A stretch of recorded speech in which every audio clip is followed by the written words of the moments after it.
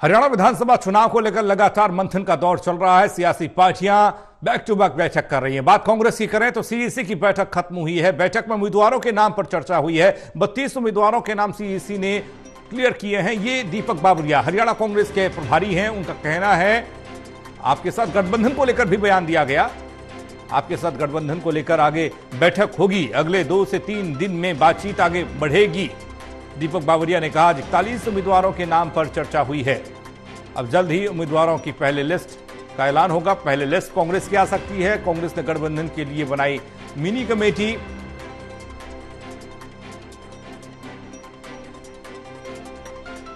CEC की बैठक हुई जिसमें हरियाणा के चुनाव संबंधी प्रस्ताव जो थे, हरियाणा की स्क्रीनिंग कमेटी की जो है मीटिंग हुई थी, उसमें जो प्रस्ताव बने थे उसको प्रस्तुत किया गया। Out of 90 seats yesterday 49 seats way discussed और आज जो है 41 रिमेनिंग सीट्स, उसके लिए जो भी कंक्लूजन्स था स्क्रीनिंग कमेटी का, उसको अप्रूवल के लिए हमारी सीईसी के सामने प्रस्तुत किया गया। सर गठबंधन से अलायंस को लेकर क्या बातचीत हुई? सर आम आदमी पार्टी को अलायंस से लेकर क्या बातचीत हुई? क्योंकि वो कह रहे हैं 10 सीट की डिमांड कर रहे हैं। आम आदमी पार्टी के साथ अलायंस की बात जो है it is in a very very primitive mode, उसको एक्सप्लोर कर रहे हैं और उसके लिए आपको आगामी 2-3 दिन में कुछ नतीजा, कुछ डेवलपमेंट होगा तो बताया जाएगा। दो खबरें कांग्रेस की तरफ से जो निकल कर आ रही हैं, उसमें एक तो उम्मीदवारों के नाम को लेकर लगातार बैठक का दौर, मंथन का दौर, कई नामों पर चर्चा हुई है। दूसरा गठबंधन को लेकर भी अब बात आगे बढ़ रही है। प्रदीप कुमार असिस्टेंट एडिटर जुड़ रहे हैं हमारे साथ, उनसे जरा जानकारी लेते हैं। प्रदीप, सीईसी की बैठक काफी महत्वपूर्ण मानी गई। इस बैठक में क्या कुछ खास आस रहा? क्योंकि उम्मीदवारों के नाम के ऐलान को लेकर नजरें टिकी हुई हैं सीईसी और कांग्रेस की बैठक पर, और दूसरा गठबंधन की चर्चा भी अब तेज हो चली है।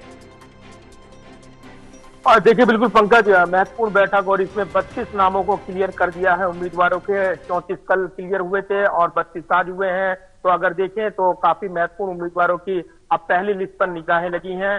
15 कल नाम होल्ड पर रखे गए थे, उसमें कुछ नाम आज भी क्लियर हुए हैं। साथ ही एक मिनी कमेटी बनाई गई है जो गठबंधन को लेकर चर्चा करेगी, यानी आम आदमी पार्टी के साथ जो गठजोड़ को लेकर बयान आया था दीपक बाबरिया का, उस पर अब पार्टी आगे बढ़ते हुए बयान दे रही है कि ये बातचीत जो प्रक्रिया है वो आगे बढ़ेगी और जो सीट शेयरिंग का फार्मूला है उसको लेकर चर्चा होगी। इससे पहले आम आदमी पार्टी के सूत्र दावा कर रहे थे कि उन्होंने जो सीटें मांगी है 10 सीटें मांगी हैं, और ऐसे में यहाँ पर कांग्रेस की ओर से ये सूत्र जानकारी दे रहे थे कि 5 सीटें दी जाएंगी। लेकिन जब ये सवाल पूछा गया तब दीपक बाबरिया ने साफ किया कि इस पर इस माध्यम से, इस मंच से बात नहीं होगी, यानी जो बातचीत करेंगे उनके नेता करेंगे और कहीं ना कहीं ये चर्चा आगे बढ़ेगी। तो अब जो पूरी तरीके से तस्वीर साफ हो रही है कि गठबंधन को लेकर दोनों पार्टियां यहाँ पर आगे बढ़ेंगी।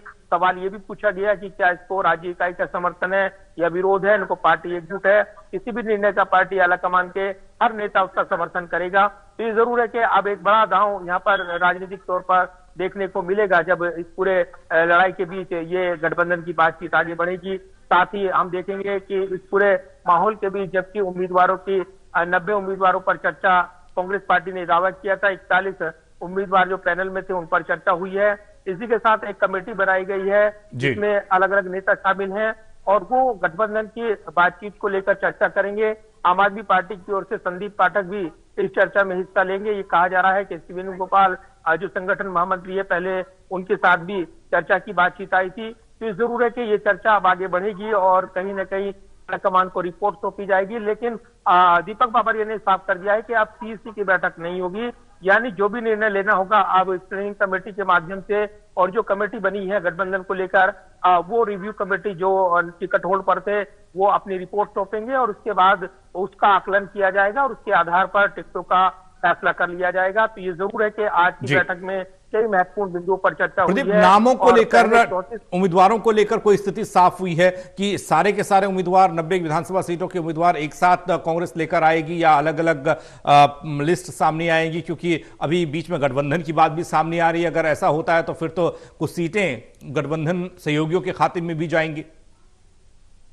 देखिए बिल्कुल, और कल सीटें 15 होल्ड पर रखी गई थी और आज सीटें आज भी होल्ड पर रखी गई हैं क्योंकि 41 पैनल के उम्मीदवारों के नामों पर चर्चा हुई है ये कहा गया। लेकिन 32 नाम क्लियर हुए हैं, कल 34 नाम क्लियर हुए थे। तो 60 और प्लस 6 नाम अगर जोड़ दिए जाएं तो 66 नाम क्लियर अब तक हुए हैं, बाकी नाम सब होल्ड पर हैं, ये कहा जा रहा है। तो ऐसे में जो गठबंधन की संभावनाएं, जिस सीट शेयरिंग फार्मूले को लेकर चर्चाएं चल रही हैं, तो 10 अगर सीट माइनस कर दे गठबंधन को लेकर जो चर्चा होगी उन पर छोड़ दे, तो 80 सीटों पर कांग्रेस के जो उम्मीदवार का पैनल है वो पहले ही 90 सीटों पर पैनल तैयार कर लिया था, उन्होंने ये दावे किए गए थे। तो अब बाकी बचे नामों को लेकर भी उन्होंने अपनी तैयारियां रखी हैं।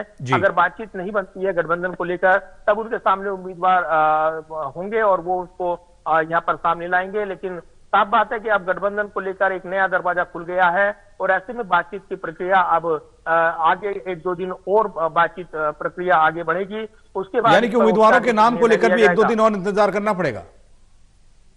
बिल्कुल। और पंकज, ये इंतजार ये यहाँ इसलिए भी क्योंकि चुनावी तारीख भी बदली है, 5 अक्टूबर की अब चुनावी तारीख हो गई है।